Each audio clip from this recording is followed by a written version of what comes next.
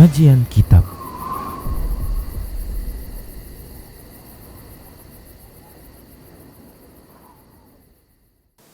Bismillah, assalamualaikum warahmatullahi wabarakatuh.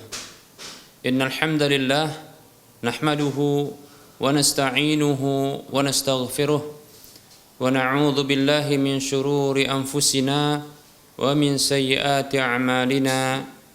Man yahdihillah fala mudilla lahu wa man yudlilhu fala hadiya lahu.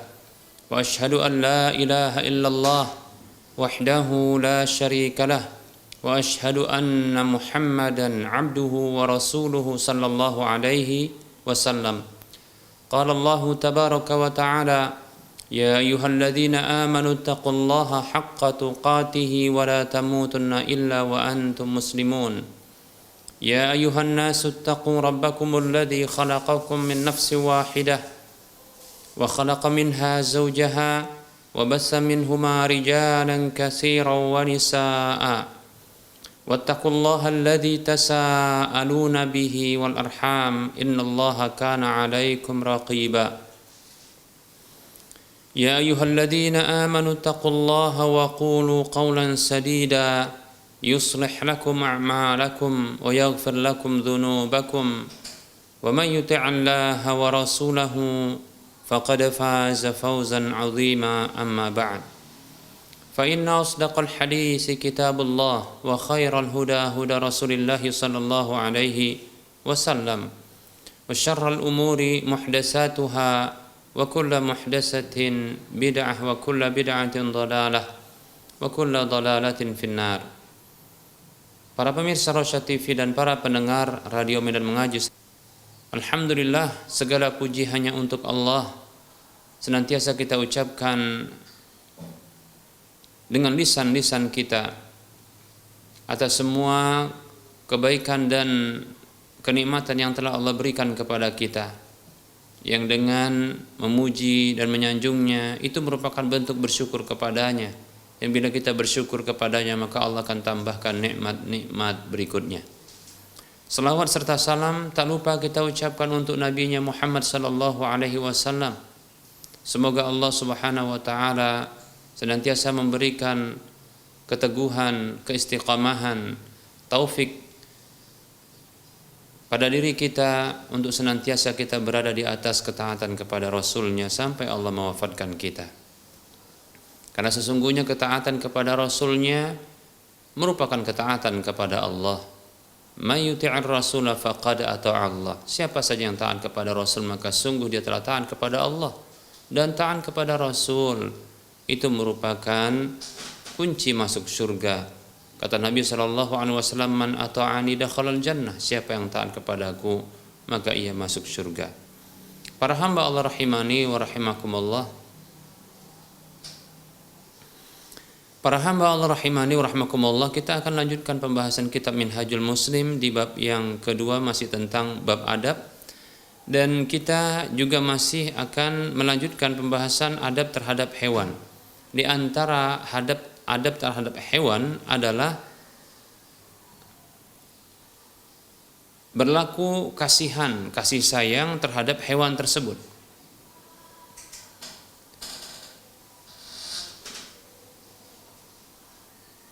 Berlaku kasihan terhadap hewan tersebut. Baik para hamba Allah rahimani wa rahimakumullah. Di antara bentuk adab terhadap hewan adalah berlaku kasih sayang terhadap hewan, sekaligus melarang manusia untuk berlaku zalim terhadap hewan-hewan. Para hamba Allah rahimani wa rahimakumullah, Nabi SAW tatkala beliau melihat sebahagian orang yang menjadikan hewan itu sebagai sasaran tembak atau sasaran panah. Di antaranya adalah burung yang mereka jadikan sebagai sasaran panah atau sasaran tembak, ya, dengan panah mereka. Maka Nabi Shallallahu Alaihi Wasallam melarang mereka. Sembari beliau Shallallahu Alaihi Wasallam menyatakan, la'anallahu man ittakhadha syai'an fihi ruhun gharadan. Hadis ini hadis yang dikeluarkan oleh Imam Bukhari dan Imam Muslim. Kata Nabi Shallallahu Alaihi Wasallam, Allah mengutuk orang yang menjadikan sesuatu yang ada ruh padanya itu sebagai sasaran tembaknya. Baik para hamba Allah rahimani wa rahimakumullah. Kita dapatkan sebahagian orang atas dasar hobinya dia menjadikan hewan-hewan hanya sebagai sasaran tembak untuk melampiaskan hobinya, atau menjadi target sasarannya. Di antara sebagian orang ada yang punya hobi mancing. Dan hobi mancing ini para hamba Allah rahimani wa rahimakumullah sangat disayangkan, bukan untuk menjadikan ikan-ikan atau hewan-hewan air itu sebagai sesuatu yang akan dikonsumsi nantinya, atau sesuatu yang akan diperjualbelikan ya dengannya. Seperti para nelayan yang menangkap ikan, baik itu dengan pancingnya atau dengan jalannya atau dengan alat-alat yang lainnya, itu untuk dijual, lalu dengannya dia mendapatkan mata pencahariannya, makan di hari itu, atau dia menangkapnya untuk konsumsi dia beberapa hari berikutnya. Orang seperti ini yaitu orang yang punya hobi mancing, menjadikan ikan sebagai sasaran tembaknya, sasaran pancingnya. Nah, setelah didapatkan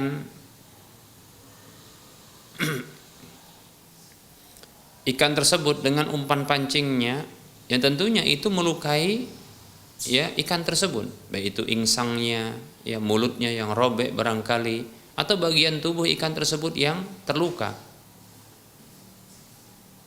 Kemudian setelah itu dilepaskan,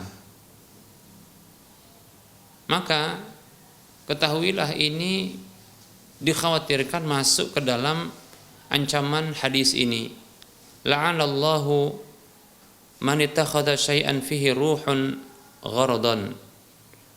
Allah mengutuk orang yang menjadikan sesuatu yang ada ruh padanya itu sebagai sasaran, objek sasaran tembaknya, sasaran ya, sasaran untuk tangkapannya.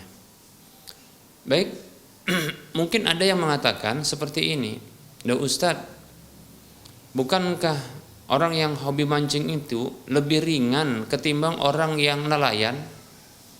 Kita dapatkan kalau nelayan ya habis dia tangkap ya, kemudian ikan tersebut itu kemudian akan dihukum atau akan dimatikan ya, demikian. Adapun kalau dia orang yang punya hobi mancing ini, dia tangkap dan dilepas lagi dalam kondisi hidup, bukankah lebih ringan? Maka kita katakan sesungguhnya kedua-duanya bentuk mendolimi. Kedua-duanya termasuk bentuk mendolimi. Karena pasti sang ikan tersebut dia akan terluka, baik dikala proses penangkapannya dengan pemancingan atau jala atau alat yang lainnya ya, atau setelah nantinya ketika proses barangkali berikutnya setelah ditangkap. Permasalahannya adalah tujuan dari penangkapan tersebut. Para nelayan yang mereka menangkap itu adalah untuk maslahat besar. Apa maslahatnya? Yaitu maslahat ya kehidupannya, maslahat keberlangsungan hidupnya, maslahat untuk ya makan di waktu berikutnya. Ikan yang ditangkapnya betul itu terzalimi, tapi dihalalkan dengan sebab untuk dikonsumsi agar orang yang mengkonsumsinya itu bertahan hidup, atau untuk diperjualbelikan yang nantinya juga akan dibelikan untuknya adalah untuk untuk keluarganya atau untuk dirinya, untuk keberlangsungan hidup, kebutuhan pokoknya. Demikian, seperti itu. Adapun orang yang menangkapnya hanya untuk memuaskan hobinya, bahwasanya dia punya keahlian dalam menangkap ikan. Demikian. Ada yang dengan panah ketapel tapi itu mengandung benda yang tajam yang fungsinya hanya untuk menunjukkan keahlian. Nah, ini kita dapatkan juga demikian, seperti itu. Bukan untuk tujuan dia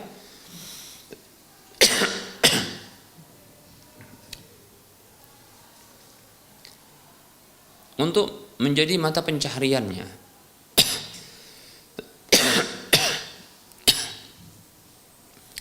Baik para hamba Allah rahimani wa rahimakumullah. Maka ini tujuan yang berbeda. Ini tujuan yang berbeda. Ya.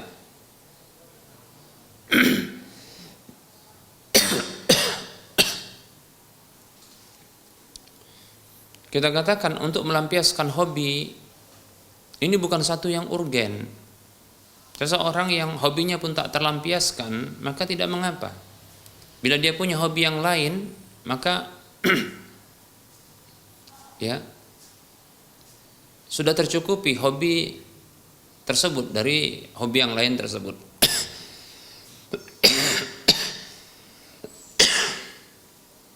Baik para hamba Allah rahimani wa rahimakumullah.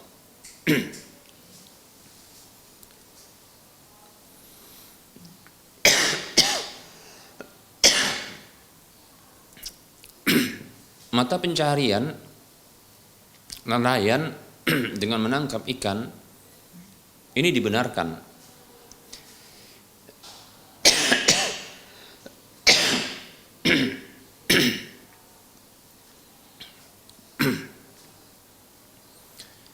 Tahukah kita bahwasanya ini disamakan dengan berburu hewan, berburu hewan yang fungsinya adalah untuk dikonsumsi atau setelah ditangkap itu akan diperjualbelikan, walaupun sudah dalam kondisi mati. Namun seandainya telah mati, maka itu halal apabila dengan proses syar'i ketika melakukan penangkapan atau pengejaran terhadap hewan buruan tersebut. Demikian. Nah, tentunya di sini ada proses mendolimi terlebih dahulu, seperti mungkin dengan anak panah, begitu juga dengan lembing yang dilemparkan lalu menusuk hewan buruan tersebut, yang tentunya awalnya dengan membaca bismillah. Nah, itu tentunya melukai, yang terlebih dahulu memberi rasa takut kepada hewan itu. Namun karena untuk tujuan keberlangsungan hidup, maka ini dibenarkan. Nah, disinilah berlaku kaidah irtikabu akhafid dararain, yaitu melakukan satu mudarat yang paling ringan di antara dua mudarat yang ada. Demikian, memberikan rasa takut, demikian pula melukai hewan, bahkan sampai terbunuh hewan tersebut. Ini merupakan bentuk kedzaliman dan ini kemudaratan. Tapi kematian seseorang karena mungkin kelaparan, ini juga kemudaratan. Maka yang paling ringan adalah dengan membunuh hewan tersebut. Nah, itu yang ditanggung, yang dilakukan demikian. Seperti itu. Begitu juga kaidah bisa juga dipakai adalah ad-daruratu tubihul mahdhurah, yaitu kedaruratan itu membolehkan ya satu yang dilarang, demikian.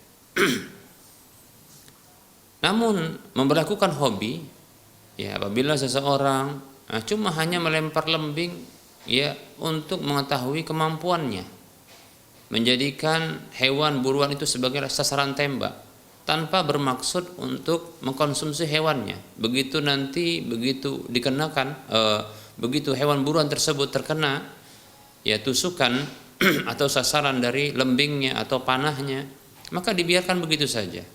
Nah, ini menjadi mubadir tentunya, ya.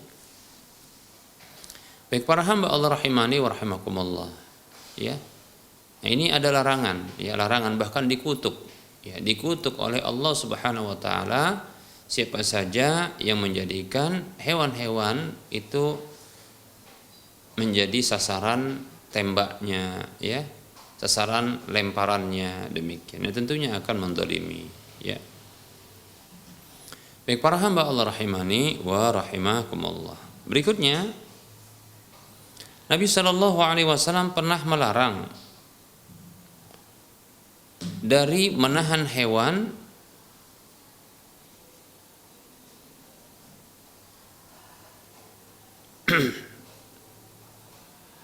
untuk membunuhnya. Nah, ini dilarang oleh Nabi Shallallahu Alaihi Wasallam. Baik, insyaallah taala untuk penyebutan hadis ini kita akan sebutkan nanti pada poin berikutnya insyaallah taala. Berikutnya Nabi Shallallahu Alaihi Wasallam pernah bersabda, "Man faja'a hadihi biwaladiha." Siapa yang memisahkan induk hewan ini dengan anaknya, ruddu 'alaiha waladaha, ya. Atau siapa ya yang menakut-nakuti atau mengagetkan induk hewan ini dengan anaknya, yaitu anaknya yang diambil, ya, sehingga kecarian dia. Ruddu 'alaiha waladaha. Maka Nabi Shallallahu Alaihi Wasallam bersabda, ya kembalikanlah ya anaknya kepadanya, demikian, ya. Baik para hamba Allah rahimani wa rahimakumullah. Nabi SAW mengungkapkan ini tatkala ada seekor burung yang mencari anak-anaknya yang telah diambil ya oleh sahabat dari sangkarnya, demikian, ya. Nah, hadis ini hadis yang dikeluarkan oleh Imam Abu Dawud. Baik para hamba Allah rahimani wa rahimakumullah, ya.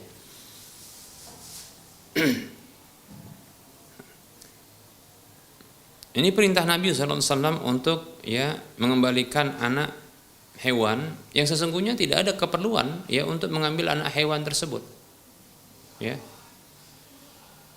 Untuk mengambil anak hewan tersebut ya tidak ada keperluan, demikian, ya, sehingga induknya akan mencari-cari. Demikian pula para hamba Allah rahimani wa rahimakumullah, sebaiknya tatkala kita mendapati ada seekor induk yang memiliki anak-anak yang anak-anaknya ini masih kecil-kecil sedang menyusu, maka jangan dipisahkan, ya, jangan dipisahkan dengan induknya, atau jangan dipisahkan anaknya tersebut dengan induknya, demikian. Bila hewan tersebut adalah hewan yang layak untuk disembelih, boleh untuk disembelih seperti kambing, sapi, ya, unta atau yang semisalnya, ya, maka jangan pisahkan ya anak tersebut dari induknya, sementara sang anak tersebut masih butuh perhatian dari induknya, bahkan masih menyusu, ya, demikian.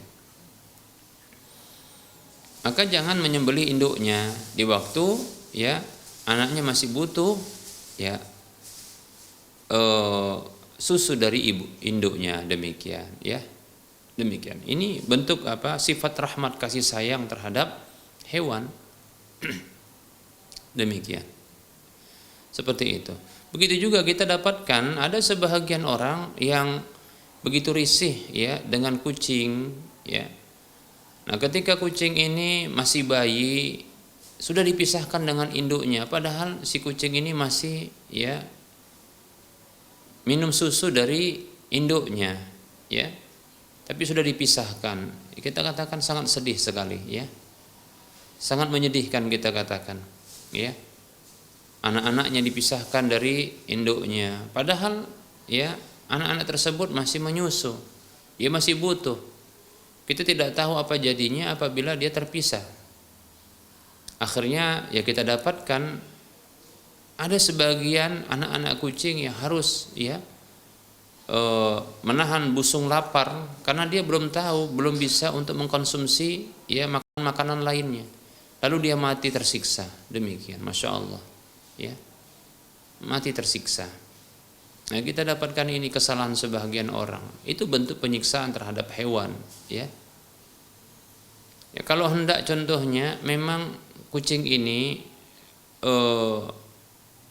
karena begitu banyak di rumah dan mengganggu, karena mungkin barangkali belum dibiasakan untuk buang air, ya, buang air besarnya itu di tempat yang diinginkan, namun masih belepotan ya buang airnya kemana-mana, maka ya silahkan. Kalau memang ini merepotkan dan tak mampu untuk dipelihara, maka hendaknya ya dipindahkan dari rumah tersebut itu ke tempat yang aman bersama dengan induknya ya. Demikian. Seperti contohnya barangkali ya dipindahkan ke pasar-pasar yang ada ya tempat jualan ikan. Nah, seperti itu. Pasar maksudnya di sini adalah ya tempat jualan ya. Kalau di wilayah Medan disebut dengan pajak ya, seperti itu ya. Yaitu tempat jualan yang tentunya bukan tempat lalu lalang mobil atau kendaraan, yang ini sangat potensi ya hewan-hewan seperti ini akan terlindas ya. Demikian. Oleh karenanya ya itu bisa dipindahkan ya, kucing beserta dengan induknya ya, anak dan induknya ini secara bersamaan bisa dipindahkan ya, dipindahkan ke satu tempat yang pertama makanannya terjamin ya, yang kedua adalah tempat tersebut aman bagi dirinya, kemudian yang ketiga tidak dipisahkan antara sang induk dengan anak-anaknya masih kecil. Nah, seperti itu. Nah, jika tidak, harus salah satunya yang harus dipisahkan, maka pastikan ya anak tersebut dia bisa mandiri, anak kucing tersebut bisa mandiri. Ini bukan hanya kucing tapi yang lainnya ya, bisa mandiri. Demikian ya. Tapi kalau masih kecil bayi ya, masya Allah, ini hanya akan menyiksa ya induk dengan si bayi lebih ya, tentunya ya, karena dia belum bisa mengkonsumsi yang lainnya. Demikian. Dan pastikan ya aman tempat atau wilayah yang dia dipindahkan di sana. Kemudian begitu juga berikutnya adalah ya di tempat yang mudah untuk ia mendapatkan makanan berikutnya. Demikian para hamba Allah rahimani wa rahimakumullah. Lihat ya, Islam itu demikian ya. Islam itu demikian, sangat kasih sayang dengan hewan ya. Demikian. Jadi tidak perlu sebenarnya membuat hak azazi hewani ya, tidak perlu seperti itu, atau hak azazi binatang sebagaimana ada hak azazi manusia, tidak perlu sebenarnya. Ya, cukup belajar Islam saja kita akan tahu bagaimana ya cara memperlakukan hewan dengan adab yang baik, seperti itu ya, belajar Islam. Demikian ya. Baik para hamba Allah rahimani wa rahimakumullah. Yang memisahkan hewan dari induknya saja, nah itu saja dilarang oleh Nabi, bahkan diperintahkan oleh Nabi untuk dikembalikan ya. Apalagi mau disiksa. Demikian. Apalagi mau dizalimi. Demikian. Baik para hamba Allah rahimani wa rahimakumullah.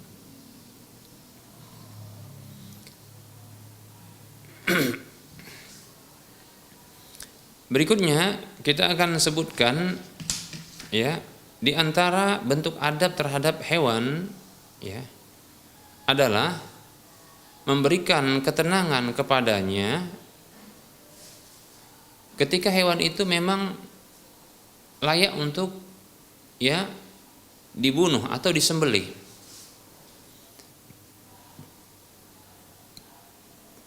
Memberikan ketenangan kepadanya. Baik para hamba Allah rahimani wa rahmakumullah, di antara adab terhadap hewan adalah bila hewan tersebut adalah hewan yang layak untuk dibunuh, hewan yang layak untuk disembelih, maka perbagus di dalam membunuh atau menyembelihnya. Tidak boleh dengan cara menzalimi. Demikian, ya. Perhatikan dalam satu hadis Nabi sallallahu alaihi wasallam bersabda, "Innallaha katabal ihsana ala kulli syai'." Sesungguhnya Allah Azza wa Jalla menetapkan adanya berbuat ihsan atas segala sesuatu. Fa idza qataltum fa ahsinul qitlah. Apabila kalian itu harus membunuh, maka perbagus dalam membunuhnya. Wa idza dzabhtum fa ahsinudz dzibhah. Kalau kalian harus menyembelih, maka perbaguslah cara menyembelihnya. Wal yuhidda ahadukum syafratahu wal yurih dzabihatahu.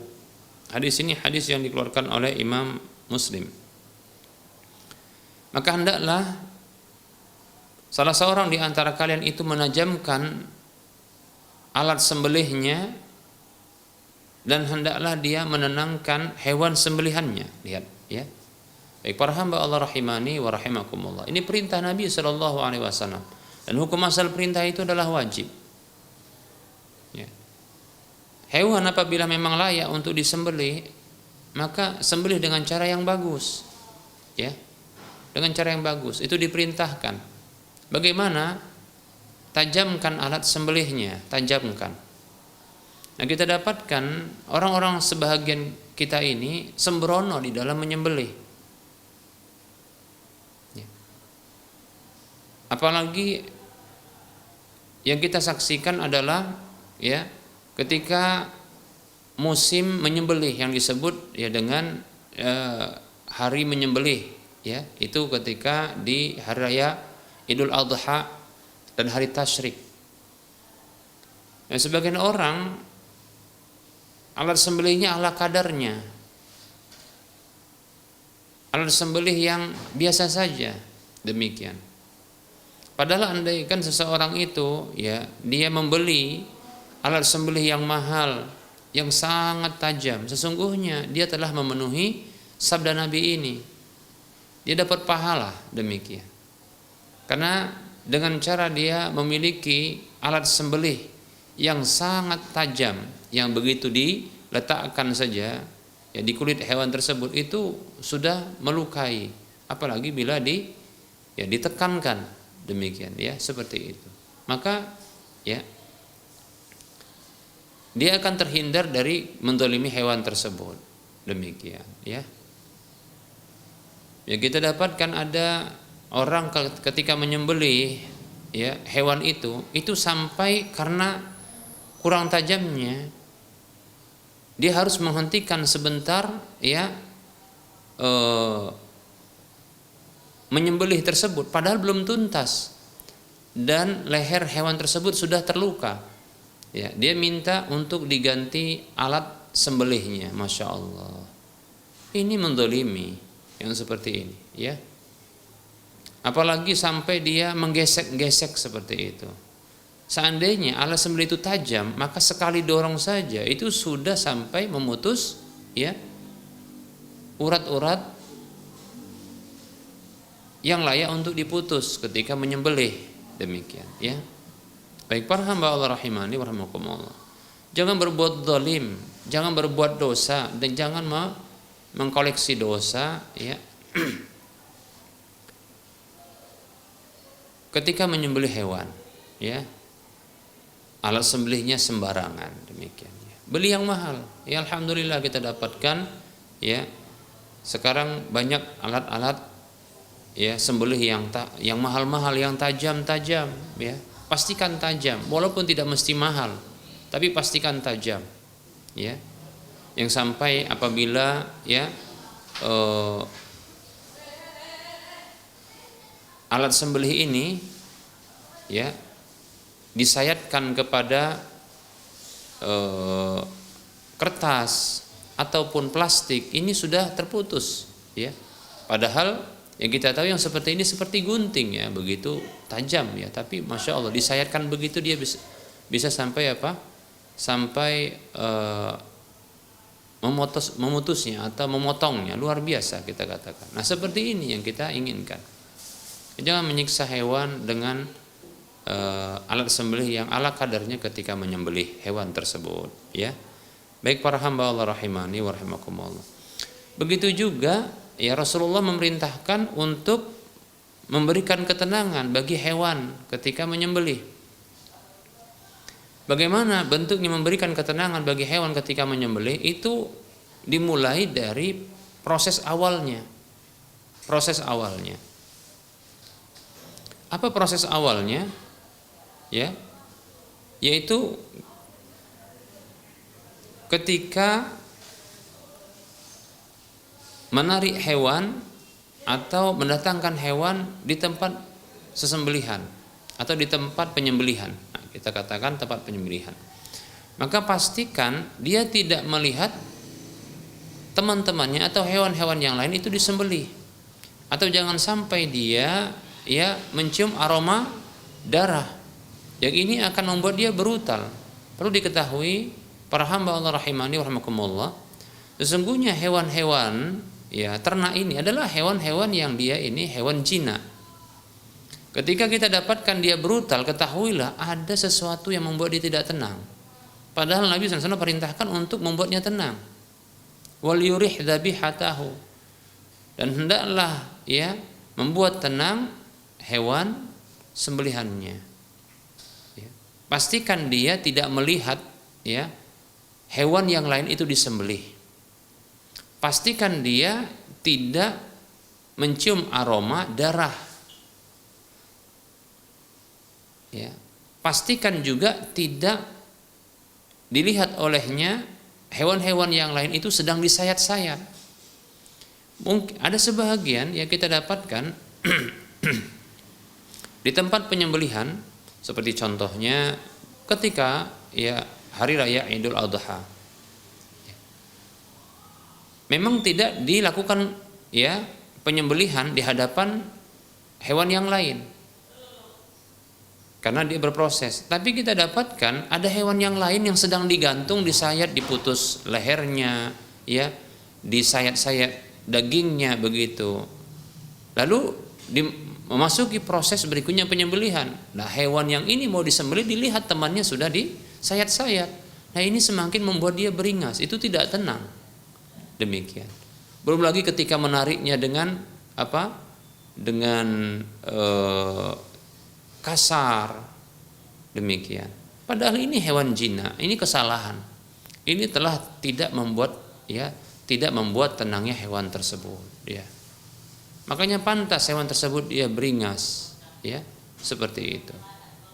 Ganas, ya. Padahal aslinya dia hewan jina, demikian. Karena dia telah dibuat tidak tenang sebelumnya, ya, seperti itu. Dan jangan pula ya mengasah hewan sesembelihan itu di hadapan dia.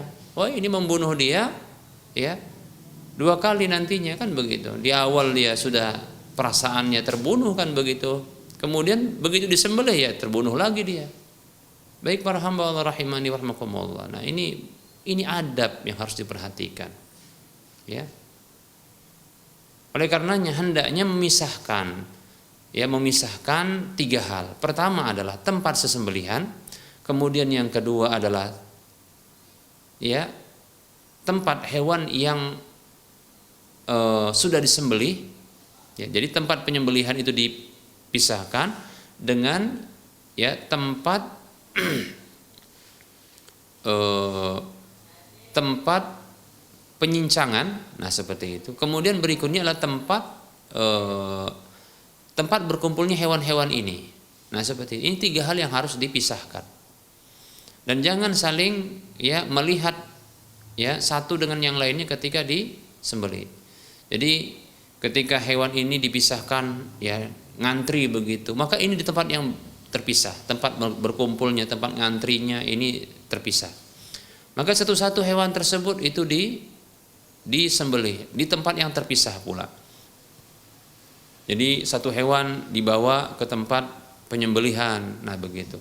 Dan pastikan aman, ya, aman tempat penyembelihan tersebut. Dan dia tidak melewati tempat nanti penyincangan, nah seperti itu.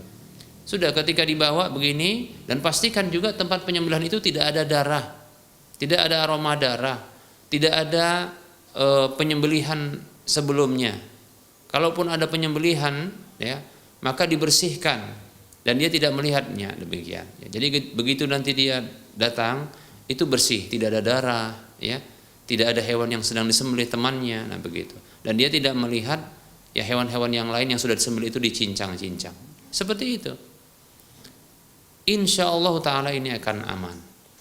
Begitu disembelih hewan ini, maka segera, ya, dengan cara yang baik, yang bagus, nah seperti itu, ya, perbagus dalam menyembelih tersebut, tajam, disembelih dia sudah. Nah darah yang ada di sekitar itu maka dibersihkan, disirap, hilang sudah namanya aroma darah itu. Nah, baru dipindahkan hewan yang sudah disembelih itu di tempat penyincangan. Kemudian baru dihadirkan hewan yang lain. Nah seperti itu adab. Ya, kalau salah dalam adab ini bisa jatuh kepada kedzaliman, menyalahi perintah Nabi Shallallahu Alaihi Wasallam. Demikian. Nah seperti itu. Jangan sampai untuk syariat menyembelih kita katakan hari raya kurban, menyembelih hewan, berkurban itu, para ulama berbeda pendapat. Hukumnya ada yang mengatakan wajib, ada yang mengatakan sunnat. Ya, ada yang mengatakan sunnat. Ada yang mengatakan wajib, ada yang mengatakan sunnat. Sementara, ya, berbuat zalim, ya, kepada hewan, yaitu dengan tidak menajamkan hewan alat sembelihannya, begitu juga tidak memperlakukan hewan tersebut dengan membuatnya tenang, ini merupakan bentuk kedzaliman dan itu dilarang. Mestinya yang didahulukan adalah larangan ketimbang perintah, karena begitu. Tapi kita dapatkan ini karena untuk sebuah penyembelihan yang itu masih diperdebatkan antara wajib dengan sunnatnya, ini melakukan kedzaliman. Makanya kalau tidak bisa untuk memenuhi hal tersebut, ya ini sebaiknya tidak usah dilakukan, sembelih masing-masing saja. Demikian. Tapi kalau tidak, katakanlah bisa, mampu untuk melakukannya, tidak akan menzalimi hewan tersebut, maka pisahkan 3 hal tadi. Ya, tempat berkumpulnya, tempat ngantrinya hewan-hewan tersebut itu dipisahkan. Kemudian tempat penyembelihan dipisahkan. Kemudian satu lagi di tempat penyincangan itu juga dipisahkan. Seperti itu. Jangan saling melihat. Demikian, ya. Wallahu taala alam. Barangkali ini materi yang bisa kita sampaikan pada pertemuan kali ini. Ya semoga bermanfaat yang sedikit ini. Ya, kita buka sesi soal jawab bagi para pemirsa dan para pendengar sekalian yang ingin berinteraktif, yang ingin bertanya langsung lewat telepon, maka silahkan hubungi nomor layanan kami 0812 12 12 88 34. Di nomor yang sama Anda bisa mengirimkan pertanyaan lewat tulisan chatting WhatsApp. Demikian. Baik, kita mencoba untuk menjawab pertanyaan yang sudah masuk.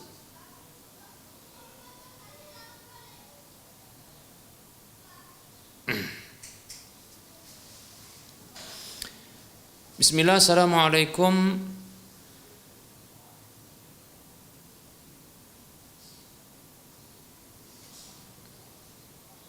Assalamualaikum Ustaz. Maaf mau bertanya, jika kita pindah ke rumah orang non-muslim, apakah rumah tersebut perlu dibersihkan dengan menggunakan tanah agar hilang najis di rumah tersebut? Mohon pencerahannya Ustaz. Jazakallahu khairan.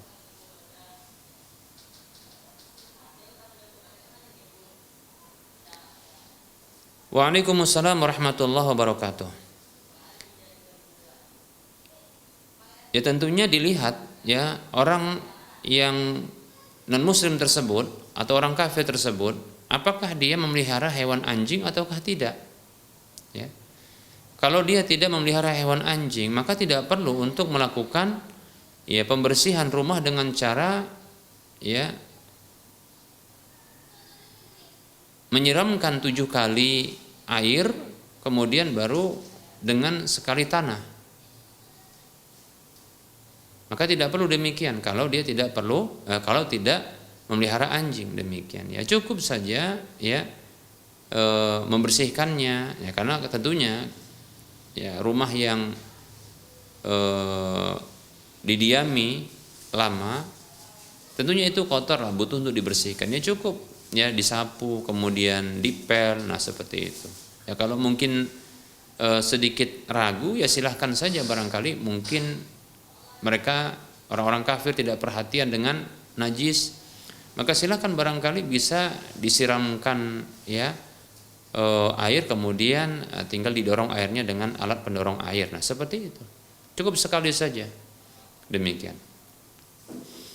Nah apabila orang kafir tersebut memelihara hewan anjing ya, maka di sini para ulama berbeda pendapat. Ya, di sini para ulama berbeda pendapat. Ya. Apakah harus ya menyamaknya disebut dengan sama ya, yaitu membersihkan ya hewan tersebut, membersihkan rumah tersebut dengan 7 kali air ditambah dengan nanti yang pertama adalah 1 kali tanah, demikian. Baik, perbedaan pendapat tersebut disebabkan karena adanya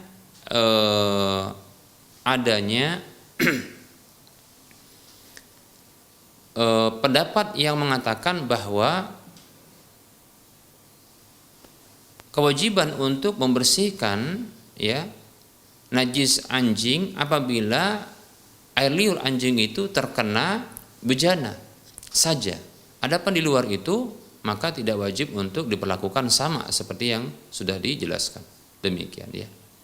Adapun pendapat yang lain memberlakukan umum, ya pokoknya adalah najis ya hewan anjing ini apabila air liurnya terkena apa saja maka harus disama, demikian. Nah seperti itu. Jadi ada perbedaan pendapat. Wallahu ta'ala alam, kalau memang khawatir karena mungkin air liur anjing ini dia sangat potensi akan menularkan penyakit rabies dengan izin Allah tentunya penularan tersebut ya, maka silakan ya untuk menyiram rumah tersebut dengan 7 kali air kan begitu ya, kemudian baru dengan tanah. Tapi ini memang merepotkan kita katakan, tapi kalau mau hati-hati silahkan ya.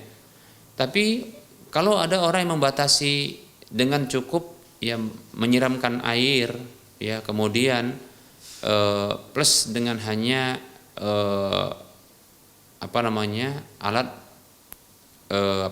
kita katakan alat pembersih lantai, nah cukup seperti itu saja, maka silahkan ya. Memang ada hadis yang mengatakan seperti ini, tuhuru ina'i ahadikum idza walagha fihi al-kalbu an yaghsilahu 7 marratin ulahunna bit-turab. Hadisnya sahih, ini juga disebutkan oleh Imam Ibnu Hajar Al-Asqalani dalam Bulughul Maram. Kata Nabi SAW, sucinya bejana salah seorang di antara kalian apabila dijilat anjing adalah mencucinya 7 kali cucian, yang pertama dengan air, yang pertama dengan tanah. Nah makanya tadi sudah kita sebutkan, ada yang berpendapat bahwasanya ini hanya khusus bejana saja. Ada ulama yang lain mengatakan ini berlaku umum, ya itu sesungguhnya terkait dengan air liurnya, maka tetap diberlakukan 7 kali. Kalau untuk hati-hati silahkan lakukan hal seperti ini. Wallahu ta'ala a'lam. Baik, bagi pemirsa yang ingin bertanya langsung ya lewat telepon, maka dipersilahkan untuk mengajukan pertanyaannya. Dari siapa, di mana? Assalamualaikum Ustaz. Waalaikumsalam warahmatullahi wabarakatuh. Ibu siapa, di mana? Dari hamba Allah di Aceh Ustaz. Kurang keras Bu? Dari hamba Allah di Aceh. Iya, hamba Allah di Aceh. Silakan Ibu. Ini maaf Ustaz, pertanyaannya di luar tema Ustaz. Boleh, silakan Ibu. apabila seseorang yang bekerja di bank syariah, Baik. apakah penghasilannya haram Ustaz? Baik. Dan meski orang tersebut bukan di bagian kredit. Eh, Terima kasih. Coba sekali lagi Bu, diulangi. Apabila seseorang itu bekerja di bank syariah, Syariah. apakah pendapatannya penghasilan itu haram? Kemudian Bu, tadi ada yang terakhir tadi? Meski orang tersebut bukan di bagian kreditnya Ustaz. Walaupun dia bekerja bukan pada bagian kreditnya, begitu ya? Iya. Terima Baik. kasih Ustaz. Sama-sama, Bu, Assalamualaikum ya. warahmatullahi wabarakatuh. Baik, waalaikumsalam warahmatullahi wabarakatuh. Hamba Allah di Aceh, ya. Semoga Allah Subhanahu wa taala memberikan rezeki yang halal kepada kita dan bagi turunan kita. Amin ya rabbal alamin. Baik ya. Nah, tentunya untuk menjawab pertanyaan ini kita harus tahu dulu ya, bank syariah yang dimaksudkan tersebut apakah berpraktek syariah ataukah tidak berpraktek syariah. Mohon maaf kita katakan betapa banyak ya sekarang baik itu individu maupun lembaga ataupun mungkin instansi ya, badan yang menggunakan label-label syariah atau Islam tapi dalam prakteknya tidak syariah atau tidak islami, tidak syar'i, demikian ya.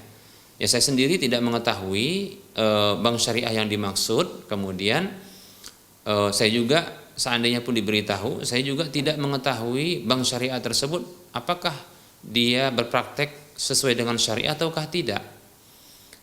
Ya tentunya saya harus melakukan penelitian ya. Tapi kita dapatkan memang keinginan yang kuat dari para penggiat ya, para penggiat bank syariah ini ya, mereka ingin kembali kepada syariah, itu tidak kita pungkiri ya. Keinginan yang kuat insyaallah taala ya, dari niat yang bagus ya, ingin mencoba untuk ya mewarnai ya dunia perbankan ini dengan syariah Islam, demikian. Itu kita tidak pungkiri ya, keinginan yang baik ini seperti itu. Hanya saja kita dapatkan dalam perjalanannya ya, ini masih butuh pembenahan, masih butuh kepada perbaikan, demikian ya. Ya kita dukung insyaallah taala tetap ya para penggiat ya bank syariah ini untuk terus mereka ini ya berlaku syariah ya, berlaku syariah. Tapi mohon maaf saat ini apabila memang kita bersamaan dengan kita ini ya mendukung untuk terus ya diwarnainya perbankan di Indonesia ini dengan adanya syariah, saat ini kita hanya saja masih mendapatkan ya belum sempurnanya di dalam praktek syariah, itu saja. Tapi apakah semuanya kita bisa pukul rata seperti ini? Ya tidak demikian. Adapun sebelum-sebelumnya kita dapatkan memang demikian, seperti dalam praktek mudharabah ya. Praktek mudharabah, dalam praktek mudharabah ketika contohnya ada nasabah yang ingin menyimpankan uangnya lalu ditawarkan program mudharabah ya. Ya perlu diketahui bahwasanya program mudharabah ini atau kita katakan syarikah gitu ya, ini harus sesuai dengan syar'i ya, dengan ketentuan seperti ini, yaitu dalam hal ini para nasabah mereka ini dilibatkan menjadi pemodal ya, dilibatkan menjadi pemodal. Maka sehingga setiap pemodal itu harus menanggung kerugian yang bersifat alami bila ada kerugiannya, dan itu harus demikian. Dan tentunya para pemodal ini wajib bagi mereka harus mengetahui pula ya kemana modal yang mereka sertakan, yang mereka setorkan tersebut. Mereka harus tahu kemudian berapa besaran ya, besaran modal mereka dari modal keseluruhan, karena mereka harus tahu berapa yang harus mereka tanggung bila ada kerugian. Nah begitu. Baik, apabila ternyata pihak perbankan syariah tersebut ya mereka menjamin insyaallah taala ya bahwasanya usaha-usaha yang nantinya menjadi unit usaha untuk pendapatan ya untuk diarahkan modal-modal para nasabah ini itu insya Allah tidak bertentangan dengan syariah, bukan perusahaan rokok, bukan perusahaan minuman keras, pelacuran dan semisalnya seperti itu ya. Baik, tapi setidaknya akan diberitahu kemana ya, sehingga nanti ketika ada perusahaan yang dia bangkrut dari perusahaan tersebut, nah dia siap untuk menanggung kerugiannya, demikian seperti itu ya. Dan ketika akad pemberian atau menerima setoran dari nasabah dengan program mudharabah, mestinya disampaikan kepada pihak nasabah sebagai pemodal, Anda bila masuk kepada program ya syarikah atau syarikah mudharabah ini, maka Anda akan menanggung kerugian sebesar modal yang Anda setorkan, yaitu sekian persen dari modal keseluruhan. Yang ini akan kita masukkan ke dalam ya unit usaha perusahaan A, katakan seperti itu. Begitu. Sehingga nanti dia akan memantau juga. Nah, dia akan menerima kerugian bila ada kerugian. Nah, seperti itu. Itu harus disampaikan. Nah, begitu. Pertanyaannya, apakah setiap operator dari perusahaan atau perbankan syariah itu menyampaikan hal ini kepada pihak nasabah yang mengikuti program syarikah mudharabah? Nah, ini tidak disampaikan. Padahal mereka harus menanggung kerugian itu. Ya. Demikian. Kenapa? Al-kharaju bid-dhaman. Kerugian itu, keuntungan itu berdasarkan kesediaan untuk menanggung kerugian. Al-kharaju bid-dhaman. Itu kata Nabi sallallahu alaihi wasallam. Al-kharaju bid-dhaman. Keuntungan itu berdasarkan kesiapan menanggung kerugian. Nah, kalau keuntungan yang diberikan sekian persen ya, persen disebut dengan ujrah, kita katakan ujrah atau dikatakan arbah, ribah, yaitu keuntungan, tapi mereka tidak siap untuk menanggung kerugian. Nah, ini apa bedanya dengan perbankan-perbankan konvensional gitu loh. Nah, sekarang ini saran sebenarnya saran kepada perbankan syariah. Coba rubah akadnya ya ketika bertransaksi ya dengan nasabah, yang nasabah ini mengikuti program mudharabah begitu, maka sampaikan kepada mereka nanti Anda akan menanggung kerugian sebesar modal yang Anda setorkan ini. Nah, seperti itu ya. Begitu. Demikian ya. Nah, seterusnya begitu juga ketika dalam proses ada sebuah unit usaha, baik itu individu maupun lembaga yang ingin berhutang ya dengan perbankan syariah atau mengambil modal. Nah, apabila kita katakan tadi disebut dengan kredit, yaitu pemberian kredit kepada masyarakat, baik itu individu ataupun lembaga usaha. Maka apabila hutang, prosesnya programnya adalah hutang, maka tidak boleh bertambah ketika nanti dikembalikan oleh individu ataupun lembaga tersebut ketika berhutang. Nah, kalau dalam memberikan suntikan dana yang ini adalah mudharabah, itu pemberian modal, keikutsertaan modal pihak perbankan syariah kepada pihak usaha, unit usaha yang sedang berjalan yang akan disuntik dana tersebut. Maka di sini sebagai pemberi modal, pihak perusahaan perbankan syariah itu wajib menanggung kerugian kalau ada kerugian. Tidak boleh dijamin ya keamanan dari modal tersebut. Baik itu pihak perbankan yang menyetorkan dananya kepada pribadi atau lembaga sebagai unit usahanya. Begitu juga ya tidak boleh diberikan jaminan keamanan uang tersebut, modal tersebut apabila dari nasabah yang ingin ikut mudharabah. ya dari usaha rekanan dari pihak perbankan syariah. Demikian. Seperti itu, nggak boleh ada jaminan. Harus menanggung para pemodal menanggung kerugian ya sebesar modal yang disertakan ya atau yang disetorkan. Demikian. Begitu, itu semua. Itu kaidah syariah. Demikian. Nah, kalau ini dilanggar, maka yang terjadi adalah ini bentuk hutang piutang menarik keuntungan. Apa bedanya dengan rentenir? Apa bedanya dengan bank konvensional? Yang mereka juga menggelontorkan dana atau menerima dana tapi diberikan bunga. Sebagai pemilik modal, ya itu tidak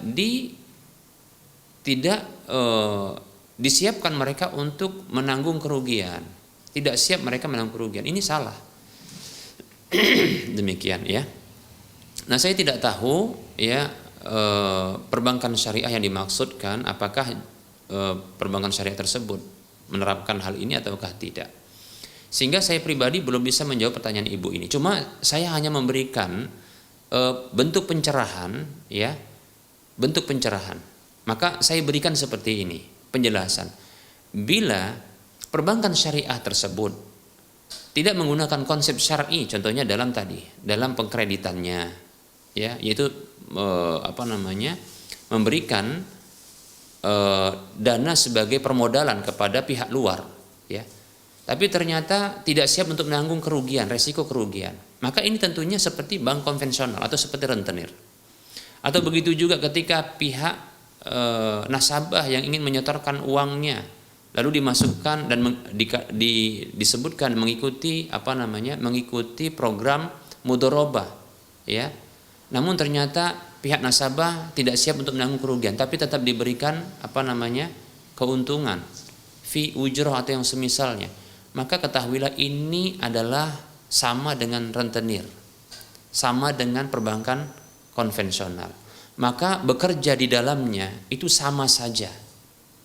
Bekerja di dalamnya maka sama saja semuanya bisa jatuh kepada ya pelaku riba, orang yang terlibat dalam riba. Nah, seperti itu.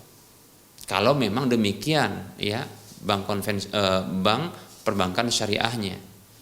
Tapi kalau ternyata tidak ya perbankan syariahnya memang sudah menerapkan konsep syar'i ya hampir di setiap lini dan itu terus dilakukan perbaikan, maka insyaallah ta'ala boleh bekerja di dalamnya. Nah, seperti itu ya. Kalau kata sang penanya tadi, mungkin di satu unit dari perbankan syariah tersebut itu ternyata ada yang berinteraksi dengan riba seperti dalam pengkreditan. Tapi dalam hal yang lain itu tidak, itu syar'i. Maka apabila memang ini terpisah unit-unitnya ini pekerjaannya di bank perbankan syariah ini, maka seseorang yang bekerja pada unit yang syar'i itu insya Allah syar'i. Adapun ya pada unit yang berinteraksi dengan riba maka dia jatuh kepada riba pula, itu terlibat dalam riba. Nah, seperti itu wallahu ta'ala bila memang terpisah. Tapi kalau ternyata satu kesatuan juga dan ada yang terlibat dengan riba, maka sama saja wallahu ta'ala alam. Barangkali ini pertanyaan yang bisa dijawab ya untuk hamba Allah yang ada di Aceh. Demikian ya Bu ya. Ya, semoga bisa mencerahkan ya. Baik ya. Pertanyaan berikutnya. Bismillah, assalamualaikum Ustaz. Maaf, saya mau bertanya, apa hukum adopsi anak dalam Islam Ustaz? Dan kalau anak tersebut sudah balik, apakah anak itu harus dipisahkan dari orang tua angkatnya karena bukan termasuk mahramnya Ustaz?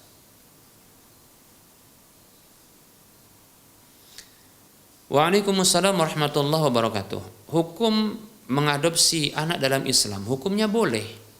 Ya, buktinya Nabi SAW itu mengadopsi ya anak seperti contohnya Zaid bin Harisah, ya itu adalah anak angkat beliau.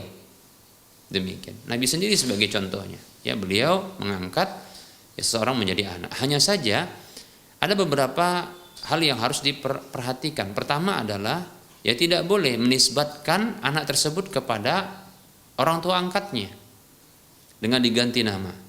Bahkan Nabi SAW tatkala beliau mengganti nama Zaid bin Muhammad, itu ditegur oleh Allah Subhanahu wa taala. Akhirnya Nabi SAW setelah mendapatkan teguran, beliau menisbatkan ya Zaid itu kepada ayahnya, Zaid bin Harisah, demikian.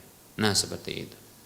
Kemudian berikutnya adalah ya menjelaskan kepada sang anak bahwasanya memang dia adalah anak angkat.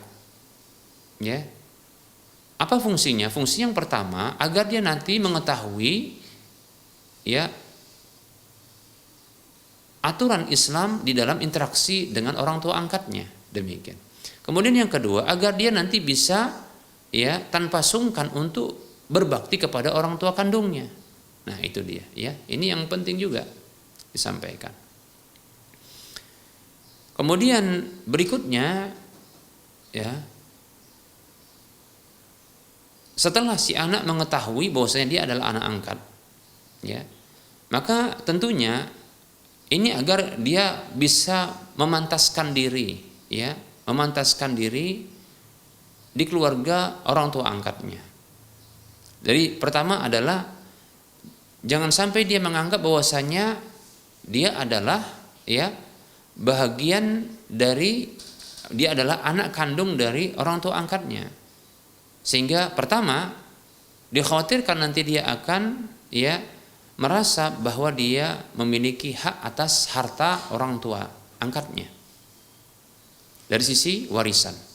Kemudian yang kedua adalah dikhawatirkan bila ternyata orang tua angkatnya ini punya anak perempuan dan dia adalah anak angkat ini anak laki-laki, dia anggap bahwasanya dia nanti bisa menjadi wali, ya, untuk menikahkan saudarinya, padahal dia adalah anak angkat, demikian. Nah, seperti itu. Kemudian yang ketiga adalah supaya nanti dia bisa berinteraksi dengan orang tua angkatnya beserta dengan barangkali anak-anak dari orang tua angkat ini dengan tepat. Yang berbeda jenis, dia ketika sudah dewasa, sudah balik, maka tidak boleh dia bersentuhan, ya, tidak boleh dia bersentuhan, demikian, ya. Nabi SAW bersabda, la an yuta'ana fi ra'si ahadikum bimikhyatin min hadidin khairul lahu an yamassa imra'atan lam tahilla lahu. Ini hadis riwayat At-Tabrani dan ini sering kita sebutkan, ya.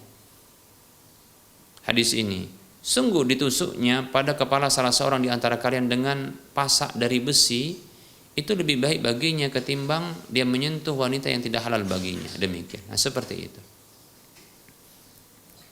Ya, memang apakah harus dipisahkan? Kita katakan ya betul, harus dipisahkan. Ya, harus dipisahkan. Nah, kalau dia anak angkat ini adalah dia anak laki-laki, maka berbahaya bagi ibu angkatnya. Kalau dia anak angkat ini adalah anak perempuan, maka dia berbahaya bagi bapak angkatnya, demikian. Begitu juga ya anak-anak dari orang tua angkatnya yang berbeda jenis, ini berbahaya. Nah, seperti itu, demikian, ya. Dan tidak boleh berduaan, la yakhluwana ar-rajulu bimra'atin illa ma'ahadu mahramin. Ya, tidak boleh seorang laki-laki berduaan dengan wanita kecuali bersamanya ada mahramnya, demikian. Nah, seperti itu. Ya, tidak boleh anak angkat laki-laki yang sudah balik itu bersamaan sama ibu angkatnya. Begitu juga anak angkat perempuan ini yang sudah balik itu bersama dengan ayah angkatnya, demikian. Begitu juga ya saudara angkat ini yang laki-laki yang sudah dewasa tidak boleh berduaan dengan saudari angkatnya pula, ya, seperti itu. Dan begitu juga sebaliknya, demikian, ya. Tidak boleh bersentuhan, tidak boleh berduaan, tidak boleh, demikian. Ya, harus memang dipisahkan.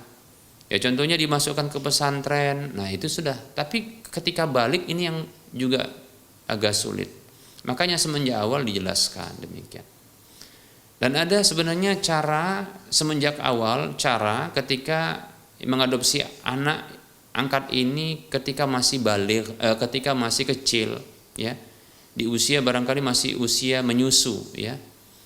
maka ada cara untuk membuatnya menjadi mahram. Bagaimana? Apabila anak angkat tersebut berusia kurang dari 2 tahun, ya, dan berjenis kelamin laki-laki, maka hendaknya, ya, dicarikan, kalau mampu, ya, ibu angkatnya ini menyusuinya. Kabarnya, saya dapatkan kabarnya ada cara untuk mengeluarkan ASI dari seorang yang sesungguhnya tidak dalam kondisi hamil. Ada obatnya, katanya demikian. Kalau seandainya pun dengan obat tersebut akan keluar ASI, maka ini akan menjadi mahram insyaallah taala. Demikian, ya, apabila memang disusuin. Tapi susu, ya, menyusu yang terpenuhi syaratnya. Pendapat yang kuat adalah 5 kali susuan yang masing-masingnya setiap susuan itu mengenyangkan. Demikian, seperti itu. Ya.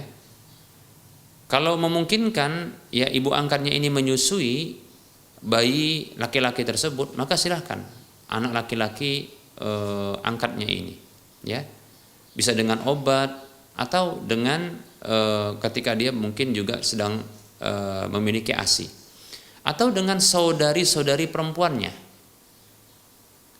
atau barangkali bibinya juga, bibi si perempuan tersebut, ya, bibi si ibu angkatnya ini, cari dari pihak perempuan, ya, dari saudara dan saudari-saudari, ya, dari si perempuan ini, sehingga nanti bisa menyusui bayinya dengan 5 kali susuan yang setiap susuan itu mengenyangkan. Demikian. Bila, ya, bayi tersebut bayi laki-laki yang usianya masih kurang dari 2 tahun, maka dicarikan, ya, dari pihak ibu angkatnya, ya, atau ibu angkatnya sendiri yang menyusuinya, atau dari keluarga perempuan dari ibu angkatnya tersebut, ya, yang langsung berhubungan, sehingga nanti ini bisa terhitung sebagai, ya, apakah kemanakan susunya atau hal yang lainnya, ya, atau julukan yang lainnya disebut dengan seperti itu, ya. Nah, bila bayi yang akan dijadikan anak angkat ini berjenis kelamin perempuan dan masih berusia kurang dari 2 tahun, ya, maka bisa disusukan dengan saudari-saudari bapak angkatnya yang masih menyusu, ya, maka dicarikan demikian, ya, dicarikan yang dari keluarga perempuan, keluarga bapak angkatnya yang berjenis kelamin perempuan yang sedang menyusu, demikian, dan disusukan 5 kali susuan yang masing-masing susuannya adalah mengenyangkan, ya, demikian, wallahu taala alam. Maka ketika itu mereka, anak bayi tersebut itu sudah berhukum mahram bagi kedua orang tua angkatnya, wallahu taala alam.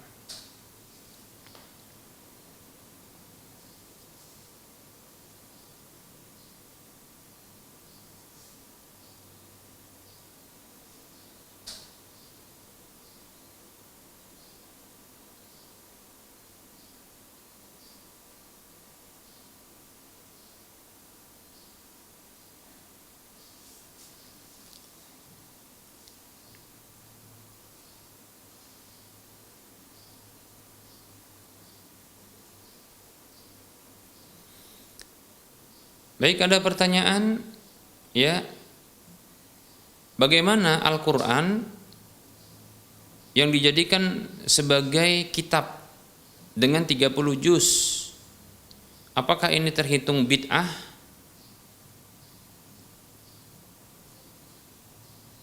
Karena di zaman Nabi itu tidak ada. Baik, ya, jazakallahu khairan. Bismillah. Perlu diketahui bahwasanya pembukuan Al-Quran itu ada 3 periode. Pertama adalah periode di zaman Nabi, yang kedua adalah periode di zaman Abu Bakar, kemudian yang ketiga periode di zaman Utsman. Perlu diketahui bahwasanya di zaman Nabi SAW itu ada periode pembukuan Al-Quran. Jadi bukan perkara bid'ah pembukaan Al-Quran ini, ya. di zaman sahabat-sahabat, ya ketika itu Nabi SAW masih hidup, di antara sahabat-sahabat itu ada yang disebut dengan kutabul wahyi. Mereka itu penulis wahyu. Sehingga di antara sahabat-sahabat itu ada yang mereka menulis wahyu Nabi SAW, lalu mereka memiliki bukunya, yaitu catatannya, walaupun dalam bentuk sederhana, ya. Ada yang tercatat ya di tulang-tulang, ada yang tercatat yang di kulit-kulit hewan, demikian. Karena tidak didapatkan ya ketika itu lembaran-lembaran kertas seperti saat ini. Cuma kita katakan pembukuan, kalau bahasa pembukuan ya, yaitu dalam bentuk mushaf, kumpulan-kumpulan lembaran begitu ya. Al-Quran itu sudah ada di zaman Nabi, ya. Di mana Nabi SAW apabila turun Al-Quran, ya, maka beliau memanggil sebahagian sahabat-sahabat yang mereka menjadi pencatat wahyu, lalu diperintahkan untuk mencatat. Sampai itu sempurna, ya. Sampai sempurna di zaman Nabi SAW. Demikian di zaman Nabi ada para sahabat yang mencatat Al-Quran tersebut, dan mereka memiliki lembaran-lembarannya, ya. Makanya ada disebut dengan mushaf Ali, ya. Ali mencatat juga, ada Muawiyah juga demikian mencatat. Ada sahabat yang mereka mencatat. Hanya saja urutan dalam pencatatan mereka itu berdasarkan turunnya wahyu, sampainya wahyu, demikian. Namun di akhir-akhir kehidupan Nabi SAW, ya, baru disusun ulang. Makanya ketika di akhir kehidupan Nabi, ya, Jibril alaihissalam itu datang kepada Nabi, dan Nabi SAW itu di tahun terakhir kehidupan beliau membacakan, ya, Al-Quran kepada Jibril itu dengan 2 kali untuk meluruskan. Demikian, dibaca sesuai dengan urutan Al-Quran saat ini. Seperti itu. Itu di zaman Rasulullah. Hanya saja masih sederhana.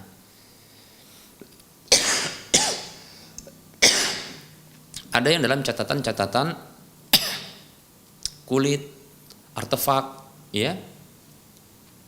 Begitu juga tulang-tulang, demikian.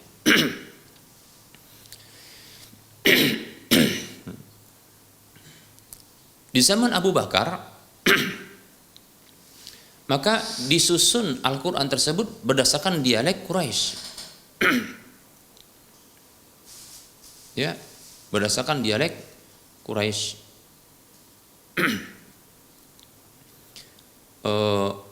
Di zaman Abu Bakar disusun Al-Quran tersebut, kembali disusun, dan yang menjadi menjadi kita katakan sebagai pimpinan proyek ini adalah Zaid bin Sabit. Begitu juga ketika di zaman Utsman bin Affan. Hanya saja Utsman bin Affan radhiyallahu anhu ketika itu sudah didapatkan, ya, banyak kertas-kertas, ya, teknologi berupa hasil teknologi itu kertas-kertas, sehingga bisa disusun, ya, berdasarkan kertas-kertas tersebut, lembaran-lembaran kertas, ya. Jadi dipindahkan kembali, demikian, ya. Dan disusun berdasarkan dialek Quraisy, ya, di zaman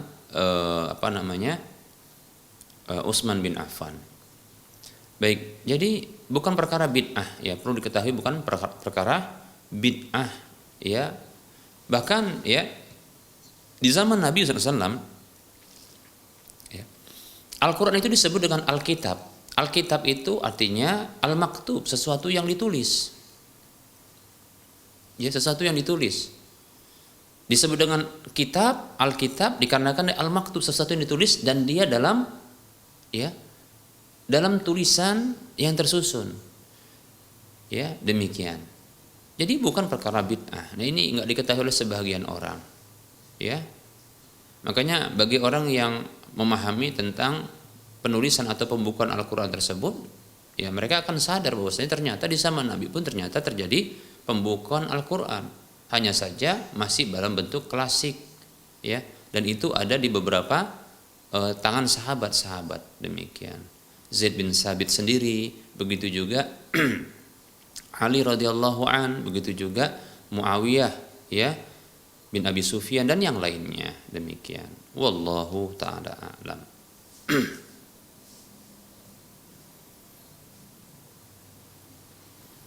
Ada pertanyaan, Assalamualaikum. Ustaz mau bertanya tentang zakat mal. Benarkah 2,5% yang dihitung dari penjualan kotor atau penjualan bersih? Jadi maksudnya zakat mal dari harta perniagaan, ya. Misalnya kita menjual mobil seharga 95 juta. Dari sini penjual mengeluarkan biaya calo, surat sekitar 2 juta. Zakatnya dari mana yang dihitung? Syukran Ustaz. Waalaikumsalam warahmatullahi wabarakatuh.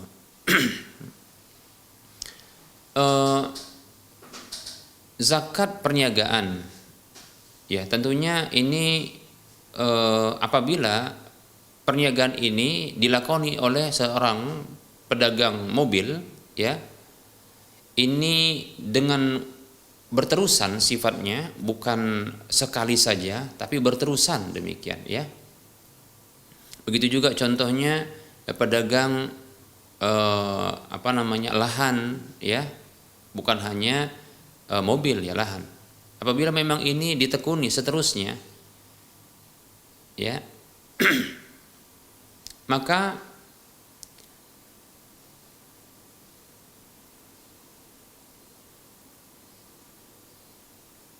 yang dibayarkan zakatnya adalah, ya, omset yang dikurangi dengan biaya operasional. Omset yang dikurangi oleh biaya operasional. Seperti contohnya surat menyurat, ya, kemudian biaya agen, nah, dan seterusnya. Nah, apabila ternyata barang yang dijual belikan itu ternyata bukan hanya satu, maka semuanya diakumulasikan, ya. Contohnya dalam setahun, ya, ini terjual, kita katakan adalah sampai 10 mobil. 10 mobil, ya. 10 mobil. Tapi dengan modal yang kira-kira sama. Kita katakan contohnya ada modal sekitar kita katakan 100 juta. Dibeli pertama adalah mobil yang pertama, ya, kemudian dijual, demikian. Maka modal plus dengan keuntungan, ya, dikurangi dengan biaya operasional, biaya agen, surat menyurat, demikian. Kemudian dari hasil tadi dijual, katakanlah tadi, ya, yang laku, ya, dengan modal 100 juta ternyata dibeli 80, kemudian laku sekitar 95, maka semua total ini dikurangi modal, ya. Mobil-mobil tadi itu semuanya dengan modal 100 juta, ya, itu dikurangi, ya, setelah ditotal, ya, dikurangi modal 100 juta. Tapi ingat, untuk membeli, ya, mobil berikutnya itu kan modalnya dari modal yang sama, maka itu tidak dimasukkan. Yang dimasukkan hanyalah, ya, keuntungannya saja pada pembelian mobil yang kedua, yang ketiga, yang keempat, dan seterusnya sampai laku dalam setahun. Nah, seperti itu. Kemudian dikurangi biaya operasional, demikian. Nah, itu diakumulasikan. Jadi modal awal, kemudian keuntungan penjualan awal, dikurangi biaya operasional, kemudian pembelian mobil kedua dengan modal yang sama itu dikurangi disebutkan saja keuntungannya, dikurangi biaya operasional, nah seperti itu. Begitu juga ya pembelian mobil yang ketiga ya itu dengan modal yang tadi juga, maka itu diambil saja keuntungannya bersih dan seterusnya seperti itu ya. Di total kemudian ya setelah dikurangi biaya operasional baru nanti dikeluarkan 2,5%-nya, demikian. Jadi bukan pembelian mobil yang kedua, katakanlah mobil yang pertama itu harganya 95 juta, mobil yang kedua 100 juta, bukan 95 juta ditambah 100 juta, bukan.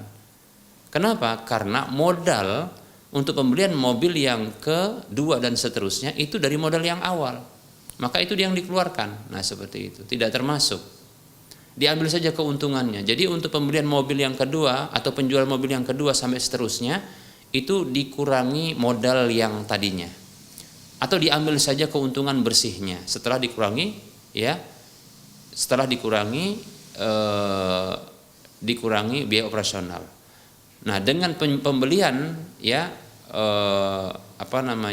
mobil yang pertama, nah ini omset ya, omset berarti modal plus dengan keuntungan, tetap dikurangi biaya operasional karena setiap ya jual beli setiap mobil ini tentunya ada biaya operasional, demikian ya. Nah setelah itu baru ditambahkan totalnya, baru dikeluarkan 2,5%-nya, demikian. Karena memang ya zakat tijarah atau zakat perniagaan itu masih turunan dari zakat harta, tetap 2,5% dengan syarat ya terpenuhi 2 syarat, yaitu ya nisabnya, kemudian haulnya. Nisabnya tentunya sudah lewat karena ada 100 juta tadi ya. Kemudian karena 85 gram emas 24 karat ya itu nisabnya. Kemudian haulnya 1 tahun. Jadi nunggu setahun, demikian. Ya, demikian. Kalau cuma satu mobil saja namun belum sampai setahun, maka tidak ada zakatnya. Tapi ingat, ini biasanya adalah jual beli mobil, ya jual mobil yang itu mobil pribadi. Tapi kalau dia ini adalah usaha yang seterusnya, jual beli mobil yang usaha terus seperti itu yang dilakoni, maka kita katakan berapa mobil yang terjual dalam setahun. Nah begitu. Maka dilihat berapa modal awalnya, demikian. Kemudian untuk penjualan mobil berikutnya, kedua dan seterusnya sampai setahun tadi itu berapa yang laku, maka ambil keuntungan bersihnya. Karena modalnya tetap dari modal awal. Baru modal awal tadi itu ditambahkan dengan keuntungan-keuntungan sampai laku setahun tadi mobilnya. Nah itu setelah dikurangi biaya operasional, maka baru dikalikan 2,5%-nya. Itulah yang wajib dizakati. Wallahu ta'ala alam. Semoga bisa dipahami. Baik, para hamba Allah rahimani warahmatullah. Barangkali ini materi yang bisa kita sampaikan. Mohon maaf ya apabila ada kesalahan dan kekurangan serta kekeliruan. Kepada Allah saya mohon ampun, kepada para pemirsa dan para pendengar sekalian saya mohon maaf. Adapun kebenaran maka ambillah, kekurangan dan kesalahan serta kekeliruan maka tinggalkanlah. Sebelum kita mengakhiri perjumpaan kita ini, seperti biasa kita memberikan motivasi kepada saudara seiman, saudara seislam untuk berdonasi membebaskan lahan yang nantinya akan dibangun Masjid Al-Muwahhidin untuk wilayah Medan dan sekitarnya. Ya. Kekurangan dana kita sekitar 2,2